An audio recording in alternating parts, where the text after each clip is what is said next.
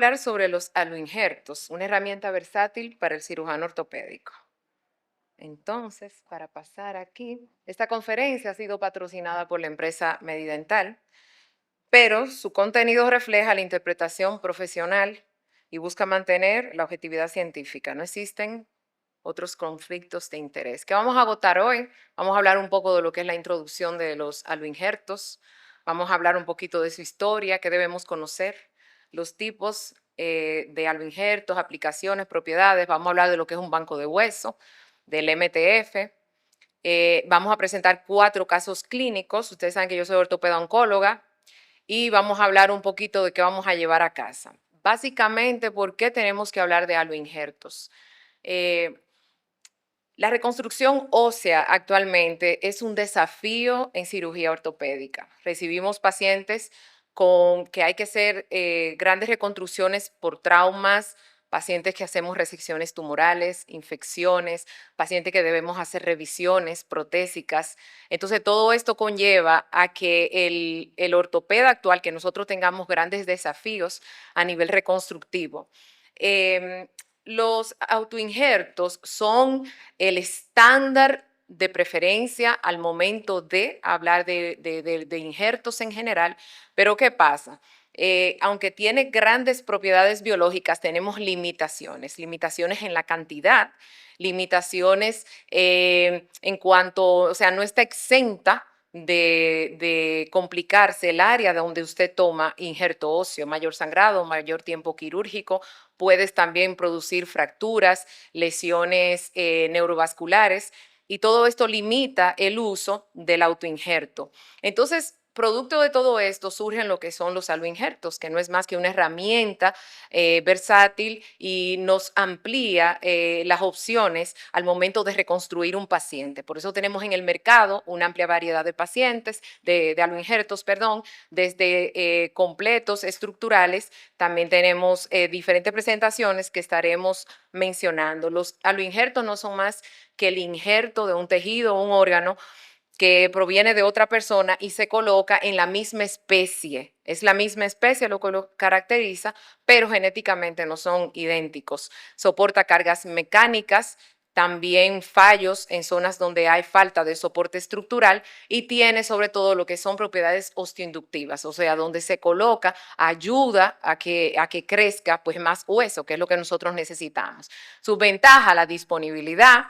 No se sacrifican estructuras del hueso del huésped, a diferencia de cuando utilizamos un autoinjerto, y no hay morbilidad a nivel del donante. La desventaja es que muchas veces los procesos que se utilizan para esterilizar estos injertos pues disminuyen lo que son sus propiedades, tanto biológicas como biomecánicas. A nivel mundial se estima que se utilizan anualmente 2 millones, en 2 millones de procedimientos quirúrgicos, pues se utilizan aloinjertos y más de medio millón de estos procedimientos son realizados solamente en Estados Unidos. Es bueno resaltar que el hueso es el segundo tejido más trasplantado después de la sangre. Y esta cifra final, como el costo de manejo de tratamiento de defectos óseos en Estados Unidos se estima en más de 5.000 millones anuales. Los aloinjertos se vienen utilizando desde hace muchísimos años. En Escocia, este cirujano, McEwen, en 1879, coloca un injerto de tibia para tratar una pseudoartrosis infectada en un paciente que tenía una pseudoartrosis infectada en húmero, en un niño. Estos términos de auto, alo y senoinjerto se acuñan a Ollier y es Barr quien en 1893 describe la secuencia histológica de la integración ósea. ¿Qué debemos conocer? El hueso es un tejido único, tiene una estructura material rígida, tiene una gran plasticidad morfológica, una mecánica compleja, se va remodelando toda la vida y lo más importante es que el hueso no produce tejido cicatrizal. El hueso se repone y se repara con su propia estructura. Diferentes tipos de aloinjertos los tenemos de acuerdo al procesamiento, cómo se obtienen, cómo se preservan, fresco, congelado, liofilizado, y las diferentes presentaciones, esponjoso, cortical, corticoesponjoso y masivos, y gracias a Medidental en el país contamos con todos estos. ¿Cómo, o sea, en qué utilizamos aloinjerto? No uniones, pseudoartrosis, defectos tumorales, necrosis avascular. En trauma, ahí lo utilizan los cirujanos de columna, en fracturas, en revisiones protésicas, también para utilizar aloprótesis, o sea, insertar una prótesis en un aloinjerto, y también lo utiliza odontología, se utiliza en cráneo y se utiliza a nivel maxilofacial. Básicamente lo que se busca es que un aloinjerto tenga estas tres propiedades: formar hueso nuevo, que tiene que ver con la osteogénesis; la osteoinducción, que es cuando esas células madres mesenquimales se pueden diferenciar a nivel de, o sea, hacer condroblastos, osteoblastos, que son las células pues formadoras de hueso; y lo que es la osteoconducción, que es esa capacidad de formar hueso desde la persona, o sea, el huésped hacia el injerto. Y claro está, si ven la imagen abajo dice, debe haber una estabilidad mecánica para que esto pueda ocurrir. Los injertos se incorporan en diferentes fases. Tenemos una fase temprana, intermedia y una tardía, y ya es en esta tardía de 6 a 10 semanas donde hay una mayor cantidad de médula ósea a nivel de la zona central y del remodelado óseo. Hay factores que van a influir en la supervivencia de un injerto óseo. Tenemos factores sistémicos y tenemos factores locales. A nivel sistémico, un paciente que tenga comorbilidades, enfermedades de base, hábitos como fumar, utilizar drogas, todo eso puede afectar un injerto. Y los locales, debemos de tener un lecho que esté bien vascularizado, tenemos que tener un adecuado contacto hueso-huésped a lo injerto y que esté inmovilizado, sobre todo inicialmente. Debe estar sometido a un estrés mecánico, la fijación debe ser rígida, y algo que localmente nos afecta es la infección. Antes de colocar un injerto, debemos valorar ese lecho donde lo vamos a colocar, hacer un buen desprendimiento quirúrgico, asegurar la vascularización del injerto. Factores locales sistémicos, el estado nutricional del paciente, que muchas veces como ortopeda se nos olvida y es sumamente importante. Todo lo que tiene que ver con la parte muscular, la sarcopenia, pacientes que utilizan cierto tipo de medicamentos, cómo está la calidad ósea del paciente y si tiene alguna comorbilidad. Ver las propiedades mecánicas, tamaño, forma y tipo de injerto que vamos a utilizar. Entonces, ¿dónde conseguimos los aloinjertos? En los bancos de hueso. El hueso no es una mercancía que vas y compras. El hueso no es más que regalos donados de familias de pacientes fallecidos. Están regulados por la Asociación Americana de Bancos de Tejido y por la FDA. En el 2002 habían unos 72 bancos en Estados Unidos y de estos 61 procesaban hueso. Esto que ven aquí son las opciones de injerto óseo aprobado por FDA, autólogo, aloinjertos sintéticos, y están los factores de crecimiento y los marcadores bioactivos. Musculoskeletal Transplant Foundation Biologics es un banco de hueso fundado en el 87 y surge por la necesidad de tener aloinjertos seguros y de alta calidad. Es el banco acreditado más grande del mundo. Se calcula que tienen más o menos unos 8.5 millones de aloinjertos distribuidos en el mundo. Y en nuestro país contamos con el honor de tener a Medidental como representante exclusivo de MTF desde el 2018. ¿Qué hace especial a MTF? Que a pesar de tener una gran cantidad de pacientes como donantes, no todos son aceptados. Solo un 3% de estos son aceptados, y esto garantiza tanto la esterilidad como la integridad del injerto que vamos a utilizar. Uno de los valores más importantes es la edad. La mayoría de bancos cogen pacientes hasta los 85 años y ellos lo limitan a 70 años, pero también no toman pacientes que estén sometidos a diálisis, o sea, pacientes con enfermedades renales crónicas, que esto tiene una afectación directa tanto en hueso como en partes blandas, pacientes que tienen usos de drogas, pacientes con cáncer, pacientes que han tenido uso de esteroides, por ejemplo, más de 20 miligramos de esteroides al día, porque todo esto repercute directamente en lo que es la calidad ósea del paciente. Pacientes que se han confirmado infecciones sistémicas, o sea, todo esto son pacientes que se van descartando. Si se dan cuenta, En la imagen a su izquierda van a ver los criterios de selección de MTF, los criterios de selección de la Asociación Americana de Banco de Tejidos y de la FDA. Si se dan cuenta, quien menos tiene requerimientos es la FDA, luego continúa la Asociación Americana de Bancos de Tejidos y quien más criterios tiene de selección de donantes es el Banco MTF. La incorporación ósea va a ser diferente cuando ponemos tejido esponjoso o cuando ponemos tejido cortical. El tejido esponjoso se vasculariza más rápido. Siempre en la línea de osteogénesis vienen primero los osteoblastos, que son los que forman hueso. La fuerza mecánica se recupera más rápido y la regeneración del hueso, cuando ponemos hueso esponjoso, es completa. A diferencia del cortical, primero vienen los osteoclastos. ¿Y qué hacen? Destruyen toda la cortical de ese injerto avascular que acabas de poner. La regeneración del hueso es parcial y esto hace que haya más necrosis y a su vez menos resistencia. Vamos a entrar a lo que nos gusta, los casos clínicos. Voy a presentar 4 casos. El primer caso es un masculino de 24 años de edad, consulta en julio de 2023 por dolor en hombro izquierdo. Puede ver cómo se ve esa masa a nivel de hombro. No refiere trauma, refiere dolor de predominio nocturno. Siempre le digo a todos, acá que hay residentes, el dolor es el signo más importante, no se puede minimizar. El paciente que te dice tengo dolor, tengo dolor, tengo dolor, a veces me llegan que lo han mandado a terapia, que le han hecho 20,000 cosas, no le hacen radiografía y el paciente se queja de dolor. Eso es un signo de alarma, siempre debe ser un signo de alarma. Entonces, refiere que tiene una tumoración de crecimiento progresivo. Abajo pueden ver una radiografía simple donde se observa una lesión que es yuxtacortical.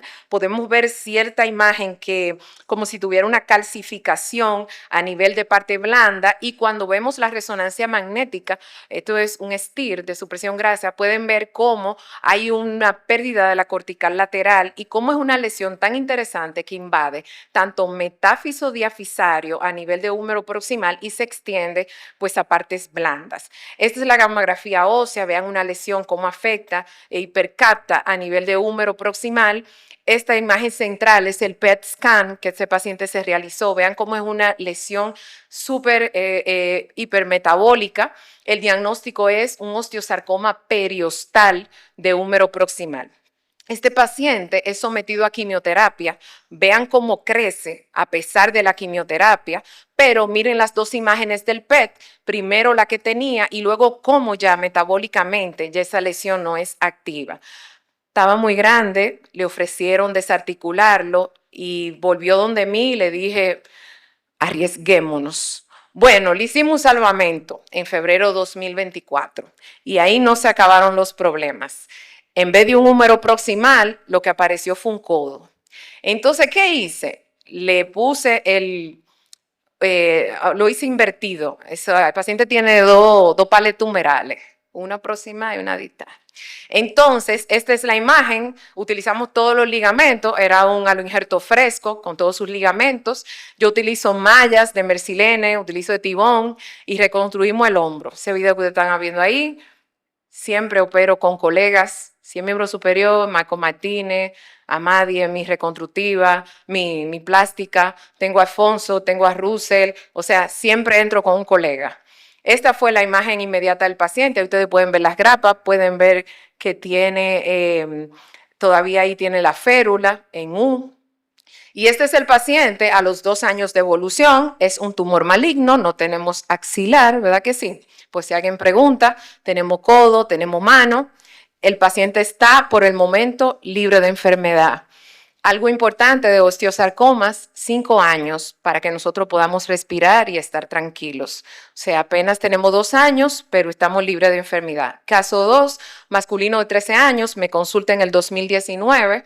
Este consulta con dolor en rodilla izquierda de 4 meses de evolución. No trauma, prevalencia de dolor nocturno y una tumoración en rodilla, no tengo las radiografías diagnósticas. Una lesión metafisaria que pueden visualizar en la primera imagen T2, cómo esto rompe la cortical medial adelgaza también, y en las imágenes axiales pueden ver nuevamente cómo hay ruptura de la cortical. Se biopsia un osteosarcoma convencional. Siempre biopsio, diagnóstico, van a quimioterapia y luego el paciente vuelve a mí.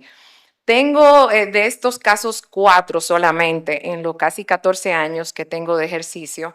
Si se dan cuenta, por lo general el osteosarcoma puede tocar la fisis, pero en este caso se mantuvo por encima de la fisis y esto es una barrera anatómica. Entonces preservo epífisis distal. Hice una resección segmentaria y por eso ven que coloqué ese tornillo, que ustedes ven, y 2 tornillos mediales.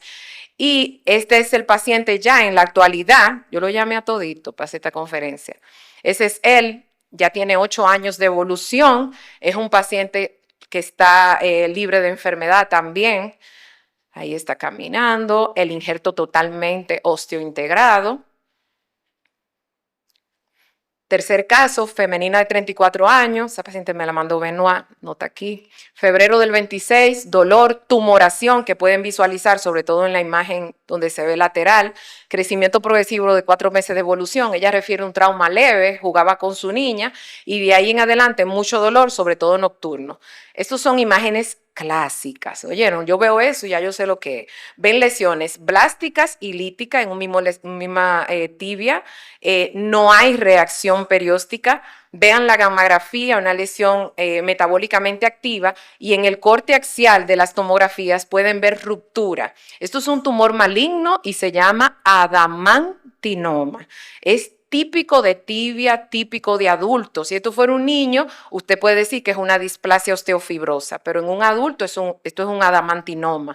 Hago un abordaje medial, hacemos una resección en bloque, solicito un aloinjerto congelado de tibia y colocamos clavo y placa. Todavía esta paciente está en proceso de recuperación. Y para finalizar, una femenina de 29 años que operé con Bisonó en octubre de 2018, consulta con dolor en la rodilla izquierda, sin trauma.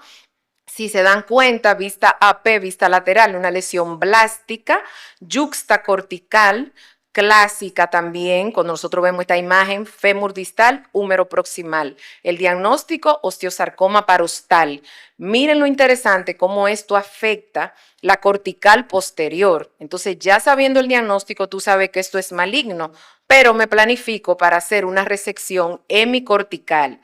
Miren la captación a nivel de gammagrafía ósea, una lesión maligna. Esta es la cirugía, este es el aloinjerto, esta es la resección del tumor. Así como ustedes están viendo que cortamos el aloinjerto, esa es la imagen, porque lo presenté en un congreso de SLATME en Perú. Esa es la lesión, la imagen de los patólogos cuando la cortaron. Esta es la reconstrucción, o sea, preservé la cortical anterior. Es un osteosarcoma de grado intermedio. Es un paciente que no hay que darle quimioterapia. Y esta es la paciente, ahora el 18 de junio de 2026, ya tiene 8 años de evolución. Ella era selección de natación y actualmente lleva una vida normal y tuvo su bebé después de esta situación. Conclusiones, la elección del aloinjerto es importante. Tenemos que ver qué características tiene el defecto que nosotros necesitamos reconstruir, qué exigencia mecánica va a tener este paciente, el entorno biológico, los factores específicos del paciente. El éxito va a depender mucho de la vascularidad en el sitio receptor. Y finalmente, la integración va a depender de la técnica quirúrgica y de la fijación. Finalizo con estas fotos. La que ven allá es de mi último día de fellow, doctor Lores, que trabaja con el doctor Zuluaga en Imbanaco, y mis queridos González era nuestro anestesiólogo, mi querido Jorge Navia, que fue mi profesor en Colombia, y su padre plástico recién falleció, y mi doctor Navia se me fue a destiempo, pero para mí fue un padre. Y allá tengo a la doctora Carolina Pisanti y el doctor Navia. Tuve el privilegio de compartir con su quirófano con ellos dos. Ella es referente de hombro en Venezuela. Gracias.